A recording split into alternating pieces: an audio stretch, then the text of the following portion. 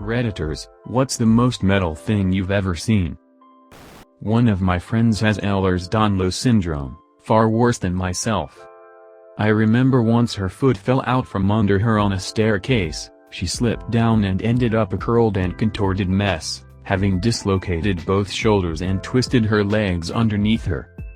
Before I could even get down the stairs and help, she started popping her joints back and entangling herself. It was like watching a marionette build itself from a pile of parts.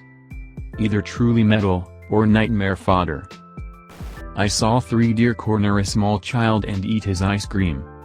Child was screaming like Dio whilst his Japanese mother filmed the whole thing cackling to herself. Metal. Edit, since I'm getting a lot of comments, this wasn't Nara, it was the island of Mijima next to Hiroshima.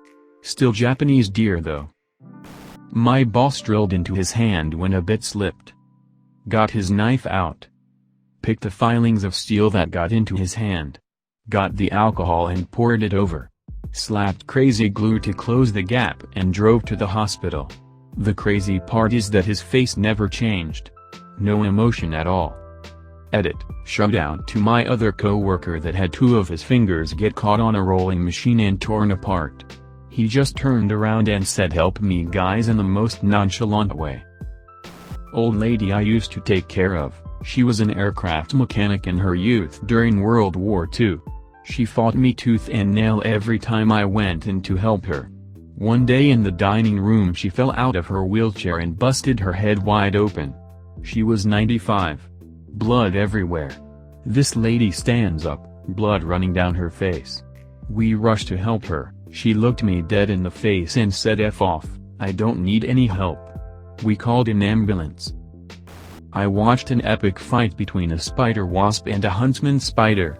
It went on for about 10 minutes and was like a kind of mini Godzilla King of the Monsters vibe. It ended with the spider wasp winning and dragging the spider back into a big hole in my garden wall. It was bleeping intense. Australian wildlife is metal. There's a whale autopsy video where the whale is paraded through a town and then basically explodes because of built-up gas. That was pretty metal.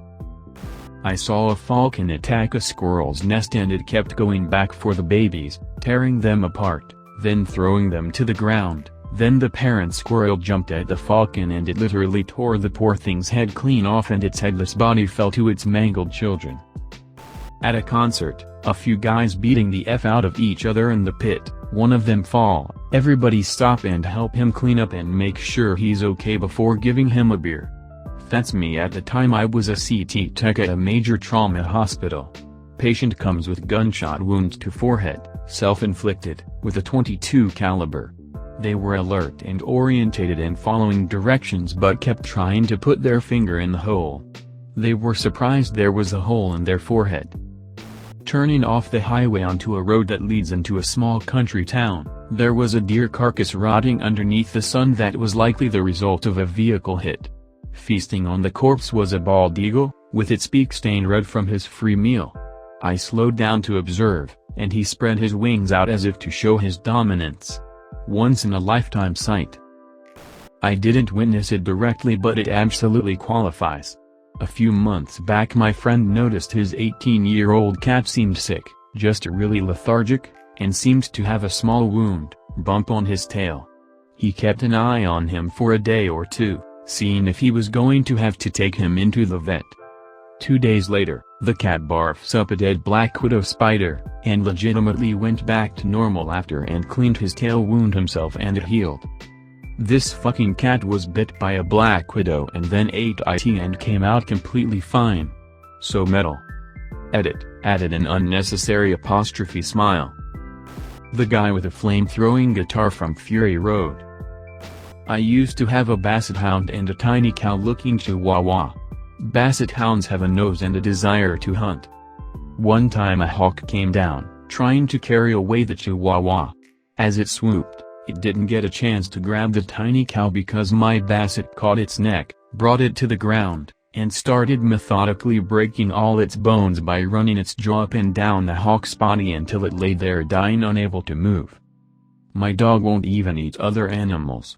It just hunts. Didn't see this firsthand, but my dad's friends told us about one time when his dog chased a bear up a tree. In a dog versus bear fight, the bear would win every time, but they tend to be pretty timid, so this dog treated it.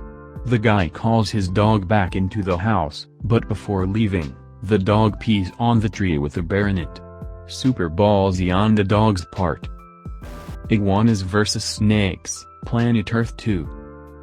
Me and a buddy of mine were mid-crowd at a Dragon Force show in 2005. We were helping people get up for crowd surfing, and it had been about 15 minutes at this point. My friend looks at me and says, "Well, I gotta go, it's my turn now," and without even saying anything, he makes a Superman pose and the guy's right in front of us, without saying anything, just boost him up and he is passed to the front in that pose. Hilarious.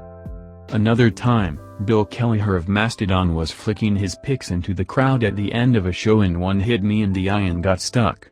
That's how I earned one of my concert pics. There was an article about a rapist who threw gasoline on his victim and proceeded to light her up in an effort to shut her up for good. She dragged him into the flames to burn with her. Astronomer here. I did visit the Hobo meteorite in Namibia when I was backpacking around southern Africa after college. It is the largest single meteorite known on Earth, and the largest single piece of naturally occurring iron we know of on the Earth's surface. At 60 tons, it's basically too big to ever move since a farmer discovered it, IRC, he hit it with a plow. Edit, yes, there are cranes that can lift more than this. However, you would have to get it to Namibia and then to this remote site in the desert over shitty roads, so I'm sure it was just a tad unfeasible.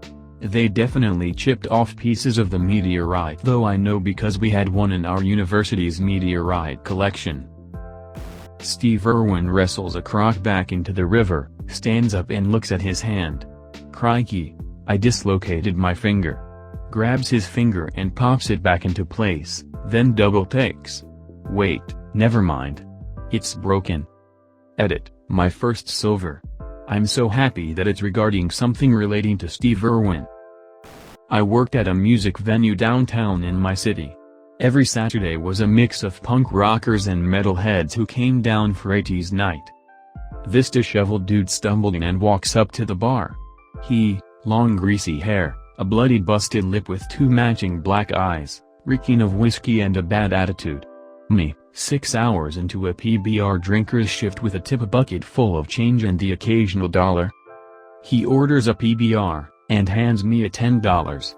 I give him a $5 and 2 singles. I go to turn to the cooler to grab his drink and he yells something along the lines of, "Where's the rest of my bleeping money?" I snap back, tell him he gave me a $10, and turned the till to show him the empty $20 spot.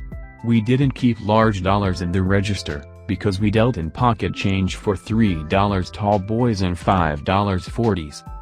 As I go to grab the register and turn it back towards myself, ignoring his demand for money, I feel the damn thing slip between my fingers as I watch this fucking fool lift it over his head. I hear people yelling as they realize what's about to happen, while I drop behind the bar in hopes he doesn't bash my brains. In a matter of seconds, I hear the most animalistic growl and heave as I watch the fucker toss the register over my head, flying right into the glass bar. This was the mother of all oddly satisfying sounds, a giant bar mirror with 6 glass shelves, 50+ glass bottles of liquor and assorted beer breaking into bits and raining down all around me. In the darkness, the neon lights shining through the glass mimicking sparklers shooting out of the wall where an entire bar stood a moment earlier. It all happened in a minute, feeling like an eternity. Then it all ended swiftly as the bouncers moved in, picking this guy up over their heads, throw him down 2 staircases, toss him out the door and beat the dog shit out of him.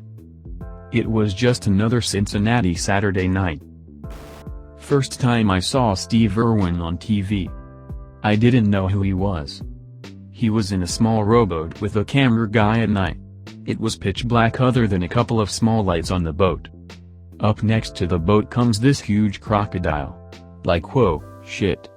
So, Steve isn't scared at all, he's like, look at that beautiful creature, which was pretty impressive to see. But then, without a word. Steve jumps out of the bleeping boat, into the bleeping water, with the bleeping crocodile. He's gone. The croc is gone. The cameraman is now filming nothing but calm black water. I'm like, holy shit, I just watched some dude kill himself. I was like OMG OMG OMG OMG. Guy still filming, nothing but black water? Steve is dead. What just happened? Seems like forever. But then, bloop. Here comes Steve out of the bleeping black water, with the giant bleeping crocodile over his head, and he throws it into the bleeping boat. Like holy bleeping shit. What the hell is this shit? I was an instant fan. That guy was amazing. Not perfect, but such a big heart and much more of a man and a human than I'd even hope to be. Miss Steve.